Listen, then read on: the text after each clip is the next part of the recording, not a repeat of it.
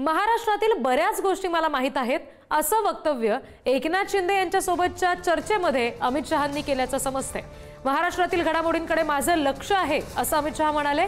तुम्ही एनडीएच्या घटक पक्षाचे प्रमुख आहात, त्यामुळे तुमचा योग्य सन्मान राखला जाईल असं आश्वासन अमित शहांनी एकनाथ शिंदे यांना दिलेलं आहे।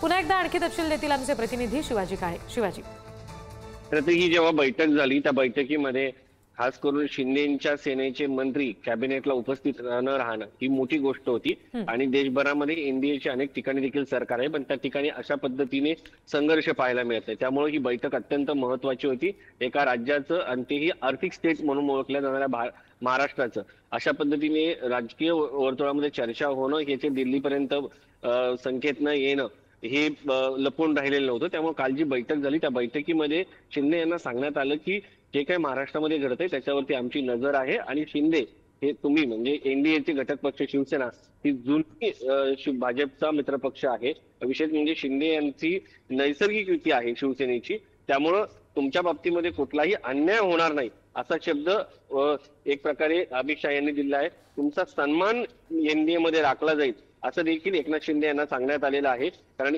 शिवसेना अजित पवार ही राजकीय युती आहे, मात्र शिवसेना ही वैचारिक युती आहे, नैसर्गिक युती आहे। त्यामुळे एकनाथ शिंदे यांचा सन्मान राहिला जाईल आणि दोन्ही पक्ष मोठे आहेत आणि दोन्ही पक्षांचा तितकाच सन्मान ठेवला जाईल। या सगळ्या संदर्भामध्ये अमित शहा यांनी शब्द दिलेला आहे। रवींद्र चव्हाण यांनी ज्या पद्धतीने भूमिका मांडलेल्या आहेत अलीकडच्या काळात त्या सगळ्या संदर्भामध्ये चर्चा झालेली आहे आणि भाजपने जी भूमिका घेतली त्या संदर्भामध्ये स्वतः देवेंद्र फडणवीस यांनी त्यांच्या पक्षातील नेत्यांना, त्याचबरोबर शिंदे यांनी त्यांच्या स्वतःच्या पक्षातील नेत्यांना देखील समज दिलेली आहे।